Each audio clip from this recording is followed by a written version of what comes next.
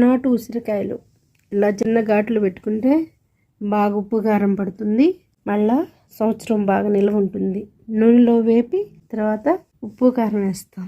ఆవు పిండి కొంచెం ఇలా ఘాటు పెట్టేస్తే బాగా ఉప్పు కారం పడుతుంది. 4.5 గిన్నెని ఉసిరికాయలని ఇలా రంధ్రాలు పెట్టేసి నీట్గా ఉప్పు కారం బాగా పడుతుంది. కాయలకి చాలా రోజులు నిల్వ కూడా ఉంటుంది. 4 గిన్నెలు అయినాయి ఈ కాయలు.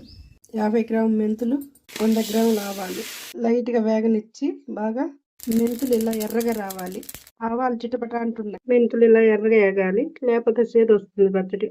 చింతపండు కొంచెం సేపు వేడి నీళ్ళలో పెడితే తొందరగా మగ్గుతుంది. ఉసిరికాయలు ఎప్పుడైనా ఇట్లా గంటలు వేసుకొని ఇట్లా వేసేయాలి, లేకపోతే నూనె సిందిద్ది అనమాట.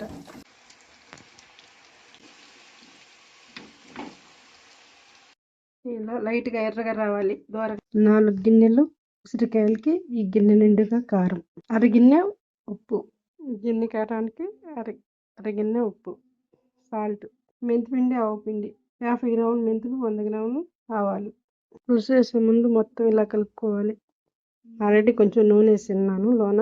ఉసిరికాయలు వేపి నూనె వేసాను.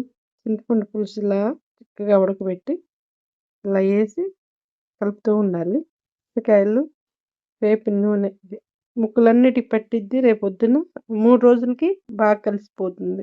3వ రోజు కలుపుకొని తింటే ఎంత టేస్ట్గా ఉంటుందో ఉసిరికాయ పచ్చడి. ఇదంతా ఇట్లా కలిపేసిన తర్వాత 3వ రోజు బాగా టేస్ట్గా ఉంటుంది. పచ్చడి రెడీ అయిపోయింది. ఇంకా అన్నం వేసుకొని తింటే సూపర్ ఉంటుంది.